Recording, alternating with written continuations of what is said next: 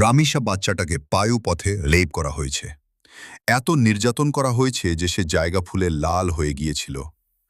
ধর্ষক একটু আগে জবানবন্দি দিল, ধর্ষক দম্পতির আবার সন্তানও আছে। সোহেলকে জিজ্ঞাসাবাদকারী তদন্ত কর্মকর্তা ওহিদুজ্জামান ভূঁইয়া রিপন বলেন, মঙ্গলবার সকাল 9:30টার দিকে সোহেলের স্ত্রী স্বপ্না নিজ বাসার একটি কক্ষে ঘুমাচ্ছিলেন। সোহেল বাইরে থেকে ওই কক্ষের সিটকিনি লাগিয়ে দেন। এরপর তিনি রামিসাকে ফ্ল্যাটের বাইরে থেকে জোর করে ধরে ভেতরে নিয়ে আসেন। তার সঙ্গে ছিলেন আরেক ব্যক্তি। রামিসা চিৎকার করলে তার মুখ ওড়না দিয়ে বেঁধে ফেলা হয়। এরপর তাকে বাথরুমের ভেতরে নিয়ে গিয়ে ধর্ষণ করা হয়। এক পর্যায়ে শিশুটি অচেতন হয়ে গেলে তাকে হত্যা করা হয়। রামিসাকে হত্যার পর দেহ টুকরো করে মরদেহ গুম করার চেষ্টা শুরু হয়।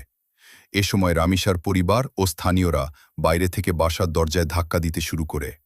তারা দরজা ভেঙে ভেতরে ঢোকার আগেই সোহেল ও তার সঙ্গী জানালার গ্রিল ভেঙে পালিয়ে যান। বাসার বাইরে হই হুল্লোড়ের শব্দে সোহেলের স্ত্রী ঘুম থেকে জেগে ওঠেন। স্বামী তখন সিটকিনি খুলে দেওয়ায় কক্ষের বাইরে এসে তিনি রামিসার গলাকাটা দেহ দেখতে পান। এ সময় স্থানীয়রা বাসার দরজায় বারবার আঘাত করলেও স্বপ্না তাদের ঢুকতে না দিয়ে স্বামী ও তার সঙ্গীকে পালাতে সাহায্য করেন।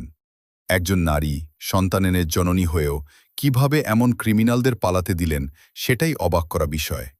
মরদেহ গুমের উদ্দেশ্যে ধারালো অস্ত্র দিয়ে শিশুটির মাথা শরীর থেকে আলাদা করা হয়। তার যৌনাঙ্গ ক্ষতবিক্ষত করা হয়। 2 হাত কাঁধ থেকে আংশিক বিচ্ছিন্ন করে মরদেহ বাথরুম থেকে শয়নকক্ষে এনে খাটের নিচে রাখা হয়। পরে মাথা বালতির মধ্যে রাখা হয়। এই ঘটনার নৃশংসতা এত ভয়াবহ যে ছেলেমেয়ে যে কোনো বাচ্চাকে নিয়েই এখন ভয়ে থাকতে হবে। সম্প্রতি সোহেল কোনো একটা মামলায় জেল খেটে ছাড়া পাওয়া ক্রিমিনাল।